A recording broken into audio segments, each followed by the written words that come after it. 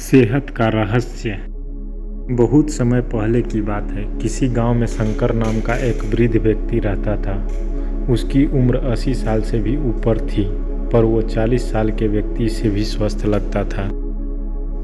लोग बार बार उससे उसकी सेहत का रहस्य जानना चाहते, पर वो कभी कुछ नहीं बोलता था। एक दिन राजा को भी उसके बारे में पता चला और वो भी उसकी सेहत का रहस्य जानने के लिए उत्सुक हो गए। राजा ने अपने गुप्तचरों से शंकर पर नज़र रखने को कहा।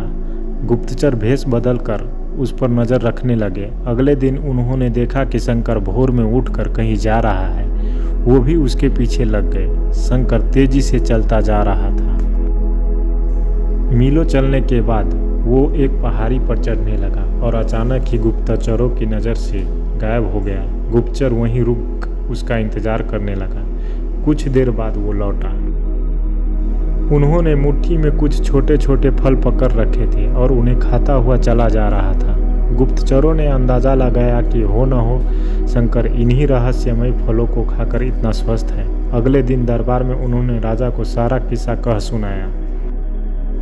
राजा ने उस पहाड़ी पर जाकर उन फलों का पता लगाने का आदेश दिया, पर बहुत खोजबीन करने के बाद भी कोई ऐसा असाधारण फल वहाँ नहीं दिखा। अंततः थक हार कर राजा शंकर को दरबार में हाजिर करने का हुक्म दिया। राजा, शंकर, इस उम्र में भी तुम्हारी इतनी अच्छी सेहत देखकर हम प्रसन्न हैं। बताओ तुम्हारी सेहत का रहस्य क्या है? शंकर कुछ देर सोचता रहा और फिर बोला, महाराज, मैं रोज पहाड़ी पर जाकर एक रहस्यमय फल खाता हूँ। वही मेरी सेहत का रहस्य है। ठीक है, चलो, हमें भी वहाँ ले चलो और दिखाओ वो कौन सा फल है।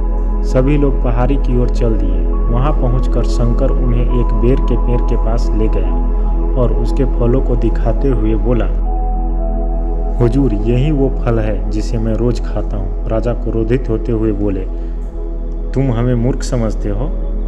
यह फल हर रोज हजारों लोग खाते हैं, पर सभी तुम्हारी तरह सेहतमंद क्यों नहीं है? शंकर विनम्रता से बोला, महाराज, हर रोज हजारों लोग जो फल खाते हैं वो बेर का फल होता है, पर मैं जो खाता हूँ वो सिर्फ बेर का फल नहीं होता, वो मेरी मेहनत का फल होता है। इसे खाने के लिए मैं रोज सुबह 20 मील पैदल चलता हूँ, जिससे मेरे शरीर की अच्छी वर्जिश हो जाती है और सुबह की स्वच्छ हवा मेरे लिए जड़ी बूटियों का काम करती है। बस यही मेरी सेहत का रहस्य है। राजा शंकर की बात समझ चुके थे। उन्होंने शंकर को स्वर्ण मुद्राएं देते हुए सम्मानित किया और अपनी प्रजा को भी शारीरिक श्रम करने का नसीहत दी। मित्रों, आज टेक्नोलॉजी ने हमारी ज़िंदगी बिल्कुल आसान बना दी है। पहले हमें छोटे बड़े सभी कामों के लिए घर से निकलना ही पड़ता था, पर आज हम इंटरनेट के माध्यम से घर बैठे बैठे ही सारी काम कर लेते हैं।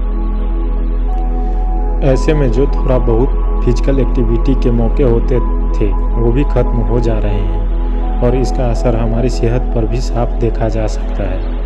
WHO के मुताबिक आज दुनिया में 20 साल से ऊपर के 35% लोग ओवरवेट हैं और 11% ओबेज हैं। ऐसे में ज़रूरी हो जाता है कि हम अपनी सेहत का ध्यान रखें और रोज़मर्रा के जीवन में शारीरिक श्रम को महत्व दें।